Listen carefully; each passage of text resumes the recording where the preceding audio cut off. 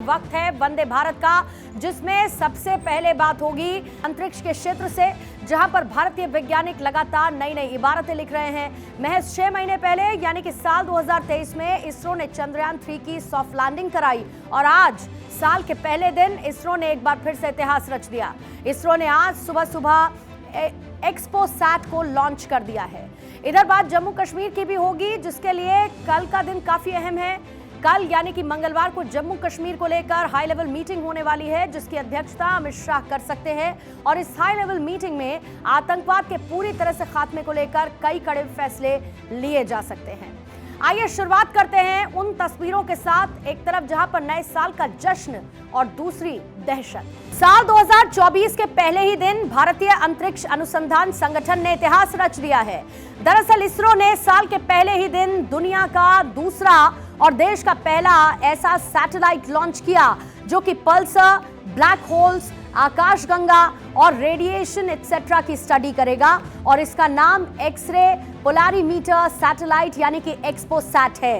इस सैटेलाइट में कितने पेलोड लगे हैं, किस चीज की स्टडी करने वाला है, सबसे पहले उसका ब्रीफ मैं आपको दे देती हूं। एक्सपोसैट में 2 पेलोड लगे हुए हैं, एक का नाम है पोलिक्स और दूसरे का नाम है एक्सपैक्ट। दरअसल PSLV C58 व्हीकल से एक्सपोसैट की लॉन्चिंग की गई। एक्सपोसैट के जरिए ब्लैक होल, आकाशगंगा की स्टडी की जाएगी। 50 चमकीले स्रोतों की स्टडी एक्सपोसैट करने वाला है और ये एक साल के पहले दिन इसरो इतिहास रचते हुए नजर आया। 3, 2, 1, 0।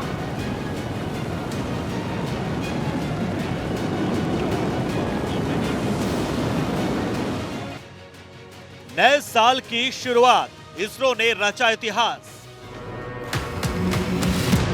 Third stage ignited. द्वितीय चरण को सफलतापूर्वक पृथक कर दिया गया है।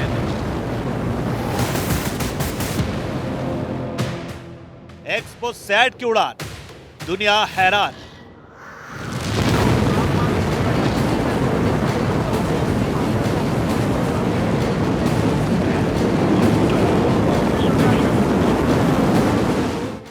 ब्लैक होल का राज क्या, इसरो लगाएगा पता।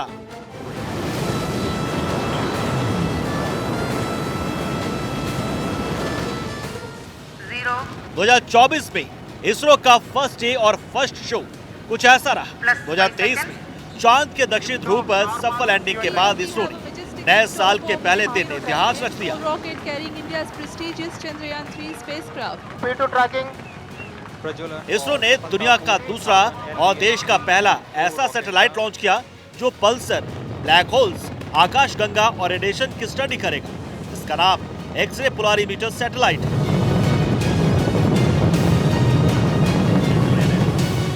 इसके साथ ही 10 अन्य पेलोड भी लॉन्च किए गए। इस शानदार सफलता पर पीएम मोदी ने इसरो को बधाई दी। पीएम मोदी ने लिखा, हमारे वैज्ञानिकों को धन्यवाद। 2024 की शानदार शुरुआत, ये प्रक्षेपण अंतरिक्ष क्षेत्र के लिए अद्भुत खबर है और इस क्षेत्र में भारत की शक्ति को बढ़ाएगा। इसरो के वैज्ञानिकों को शुभकामनाएं और संपूर्ण अंतरिक्ष जगत भारत को अभूतपूर्व ऊंचाइयों पर ले जाने में योगदान दे रहा है। एक्सपोसैट की उड़ान से दुनिया हैरान है, क्योंकि भारतीय वैज्ञानिकों ने सफलता का वो आयाम लिखा जिसकी हर कोई तारीफ कर रहा है। उसी टाइमलाइन के अनुसार अकम्प्लिश करना, यही इसरो की कार्यशैली है और उसके तहत ये आज हुआ। ये रेडिएशंस को स्टडी करेगा और उसके साथ जुड़े जुड़े अनेक जो पहलू हैं उनको स्टडी करेगा और ये सब इसलिए संभव हो रहा है कि पिछले 3-4 वर्षों में प्रधानमंत्री मोदी ने पिछले गुजरे जमाने की बंदिशों को तोड़ करके स्पेस सेक्टर को खोल दिया सभी स्टेक होल्डर्स के लिए। ये भारत का पहला और 2021 में लॉन्च नासा के इमेजिंग एक्सरे पोलरीमीटर एक्सप्लोरर के बाद दुनिया का दूसरा पोलरीमीटर मिशन। ब्लैक होल की रहस्यमयी दुनिया का अध्ययन करने में मदद करेगा। न्यूट्रॉन स्टार्स के रेडिएशन की स्टडी करेगा। एक्सपोसैट एक्सरे स्रोत के रहस्यों का पता लगाएगा। सैटेलाइट को 650 मीटर की ऊंचाई पर तैनात कर दिया गया है। करीब 5 साल तक काम करने वाले सैटेलाइट से कई सारी जानकारियां भारतीय साइंटिस्टों को मिलेगी। इस मिशन की शुरुआत साल 2017 में इसरो ने की थी। इस मिशन की लागत 9.5 करोड़ रुपए है। अंतरिक्ष के क्षेत्र में भारत आए दिन इतिहास रच रहा है। पिछले साल 23 अगस्त को चंद्रयान 3 ने चांद के साउथ पोल पर सॉफ्ट लैंडिंग की। इसके बाद सूर्ययान की लॉन्चिंग की और अब नए साल के पहले दिन इसरो ने एक्सपोसैट की लॉन्चिंग कर दुनिया को अपना इरादा बता दिया कि इस साल भी इसरो के साइंटिस्ट कई सैटेलाइट को लॉन्च करने के लिए तैयार हैं।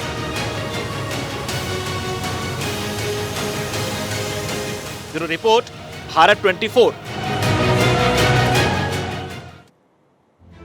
एक दिन पहले केंद्रीय गृह मंत्रालय ने तहरीक हुर्रियत पर प्रतिबंध लगाया और अब एक दिन बाद यानी कि मंगलवार को जम्मू कश्मीर को लेकर हाई लेवल मीटिंग होने वाली है। अमित शाह की अध्यक्षता में भविष्य के रोड मैप की चर्चा इसमें हो सकती है, लेकिन कहा यह जा रहा है कि सबसे ज्यादा फोकस आतंकवाद का जड़ से खात्मा करने को लेकर हो सकता है।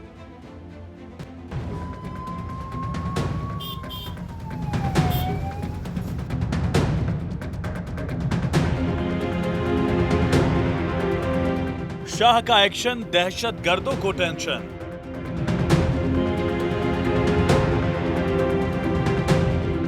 आतंकियों का खात्मा, शाह ने बनाया एक्शन प्लान। 2014 में मोदी सरकार ने केंद्र की सत्ता संभाली तो आतंकवाद का पूरी तरह से सफाया एजेंडा रहा। दहशतगर्दों के खिलाफ मोदी सरकार हमेशा एक्शन में रही। देश की राजधानी दिल्ली में इसको लेकर मंगलवार को अहम बैठक होने वाली है। केंद्रीय गृह मंत्री अमित शाह की अध्यक्षता में बैठक होगी। इसमें जम्मू कश्मीर पर मंथन किया जाएगा।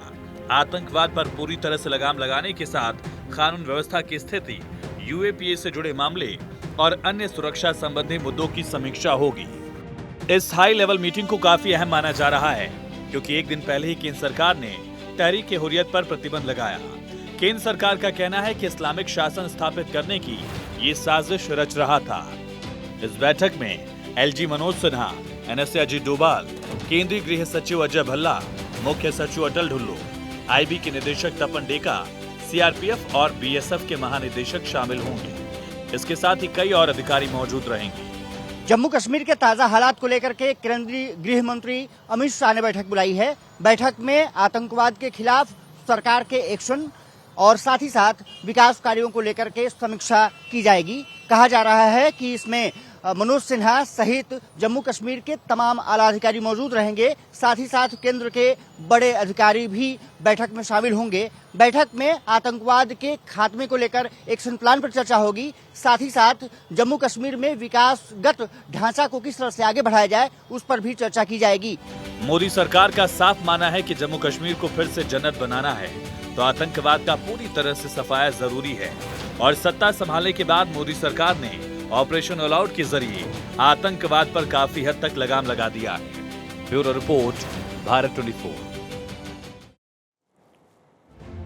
तो एक तरफ जहां पर दुनिया नए साल के जश्न में डूबी है तो दूसरी तरफ इजरायल और हमास के बीच जंग जारी है। गाजा में लोग आज भी जंग के बीच पसरे हुए तनाव से जूझ रहे हैं। गाजा में जारी जंग पर कांग्रेस की नेता प्रियंका गांधी ने नए साल पर वर्ल्ड लीडर्स को निशाने पर लिया। उन्होंने इजरायल हमास के युद्ध में गाजा पर कार्रवाई का जिक्र किया और पीड़ितों का दर्द याद करने का आग्रह किया। प्रियंका ने कहा, जरा गाजा के भी भाई बहनों को याद कर लें। प्रियंका ने एक्स पर लिखा है कि जैसा कि हम नए साल की शुरुआत का जश्न मनाते हैं और एक दूसरे को शुभकामनाएं देते हैं कि हमारे जीवन में प्यार, शांति, हंसी और अच्छाई भर जाए, आइए हम गाजा में अपने भाइयों और बहनों को याद करें जो अपने जीवन, सम्मान और स्वतंत्रता के अधिकार पर सबसे अन्यायपूर्ण और अमानवीय हमले का सामना कर रहे हैं।